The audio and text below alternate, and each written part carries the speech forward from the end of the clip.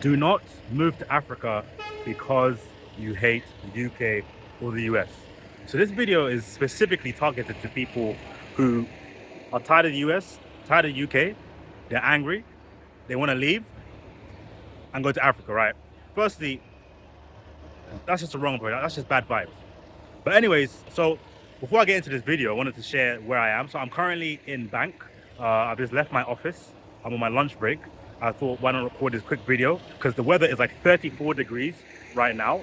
And this is London, right? So it's like super hot, way hotter than Africa. Actually, way hotter than like Uganda, way hotter than Kenya, Nigeria, for most times of the year, right? Right now it's 34 degrees in London, so we are sweating. Anywho, let's get back to the video. Do not move to Africa because you hate the UK or the US. So why is this a bad idea? First and foremost, if you cannot succeed in the UK or the US, if you can't, quote unquote, make it here, then what makes you think you're gonna make it, in Africa? In Africa, where there's no systems or less systems in place for support, such as benefits, right? Council benefits. So if you're part of a family who isn't earning a certain amount of money, you can qualify for benefits. That's what I grew up on. So I was a young boy, and because my family, they did well. My parents, I love them, they did very well, but we weren't like rich, right? So we qualified for benefits, and that meant I got like free school meals, monthly income and whatnot. But now, fast forward a couple years, I say a couple years, but fast forward a couple years, I'm now established in my careers, working in finance, working here in the city of London, software engineering. So I'm making more than enough to get by, right? But that only happened when I was here in London. If I was in Uganda, first and foremost, there would not be any sort of benefit system to help me, right? So in the UK, in the US, I believe they call it food stamps or whatever they call it. I don't know what they call it. But in the UK, it's benefits. And these are the things you don't have in Africa. So in Africa, you have to take care of yourself more regularly. Secondly, this whole mindset of leaving Africa, leaving the UK to go to Africa, is a defeatist mindset, because you're running away from the UK rather than walking towards Africa.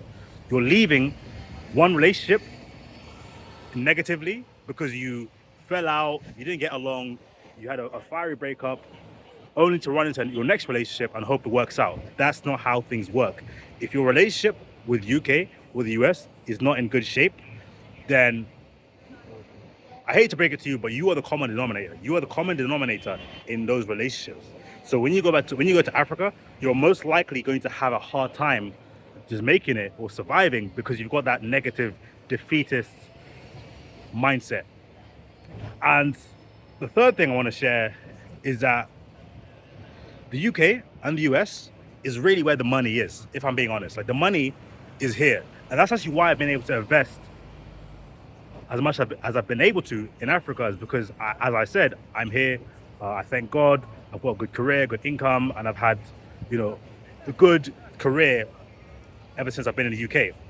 But as I said, that only happened in the UK, where the money is good, the income is good, the support systems are good, the networks are good, and that's all because I'm here in the UK and the US. So for those people specifically who hate the UK, hate the US, and want to go back, then I'm afraid to break it to you, you're not going to make it. I'm sorry to break it to you. I'm telling you as early as possible. But there is another thing that I wanted to share, like the fact that in the UK and the US, one key challenge is racism, right? Or people claim to be is racism. I'm not saying it's a challenge, because honestly, as black as I may be, I haven't really experienced too much racism, or maybe I have and I just haven't noticed. But because I'm a black man who grew up in a poor family, who came up on my own and made it into the finance industry, financial services industry, working in the city of London without having any connections and anyone bringing me in, just shows you that you can actually rise up from the bottom, no matter whether you're black, white, Chinese, brown, Asian, whatever you want to be, you can rise up. So as much as people complain about racism, I don't really believe that racism plays as big of a part as people make it out to be. I believe that really the UK and the US is a meritocracy, which is another big thing. Africa isn't really much, or Uganda, Kenya, wherever you want to be, Nigeria, Ghana, meritocracies, it's not really much of a meritocracy.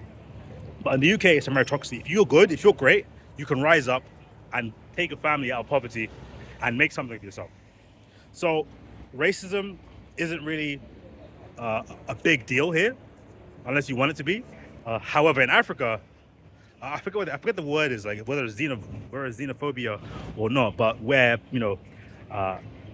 black people don't like. Actually, it's not that word. It's where black people don't like other black people coming to their country, but maybe like a Ugandan, you don't want a Nigerian there, or you're a Ghanaian, you don't want a Kenyan there.